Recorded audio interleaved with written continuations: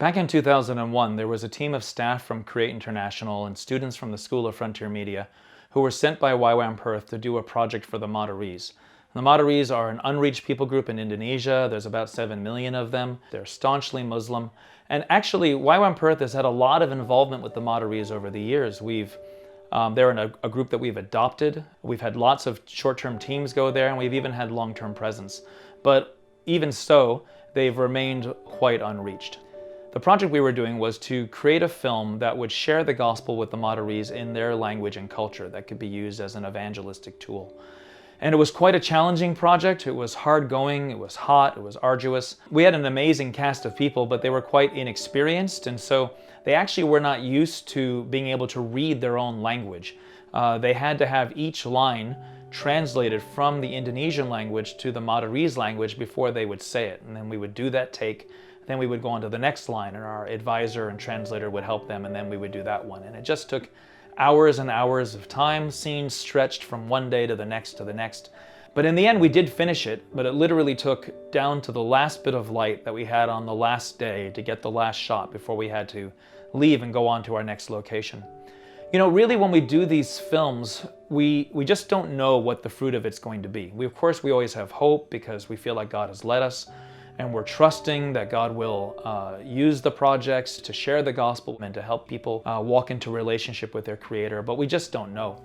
But in this case, we had a really amazing opportunity a few months after we had come back to hear this story that after we had left, most of our cast, who the majority of them were Muslims when we were filming, most of them had given their lives to Jesus. And that was partly through their experience working on the movie, and it was also through the ongoing witness and testimony of our advisor. This was an amazing man of God who was an anointed evangelist and had an incredible ministry in that area.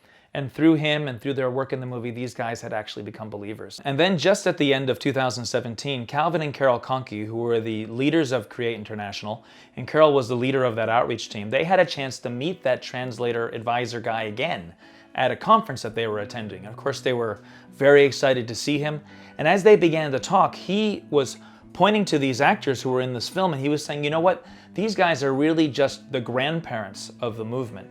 And of course they were like, well, what are you talking about? What movement are you referring to? And he said, well, actually, through these guys' witness and testimony and through the ongoing use of the movie, there are actually now 3 generations of believers amongst the Madurese. He said people are still wanting to see this movie. He wanted to know where he could download it so that young people could watch it on their phones and share it that way. He said that before this movie, people didn't really have a concept that you could become a follower of Jesus and still retain your Madurese culture and identity. And that was something that we'd been really deliberate about doing the movie, about showing that actually following Jesus didn't mean having to kind of give up who you were as a Madurese person. And now he said that through this film, people really can understand that and they can see that, and that's been really significant for many of those people who have responded to the gospel. And really, when you're following God in missions, you're doing evangelism, you're doing outreach, you're doing projects, or you're sharing the gospel, so often you just don't know what the fruit of it is. You don't know what God is doing around you. And you might even wonder, is it even really worth it? And this story really helps me to remember that it is worth it. That actually there's really nothing that God can't do, even in incredibly difficult circumstances. And that there is tremendous, beautiful, lasting fruit that can come through our obedience.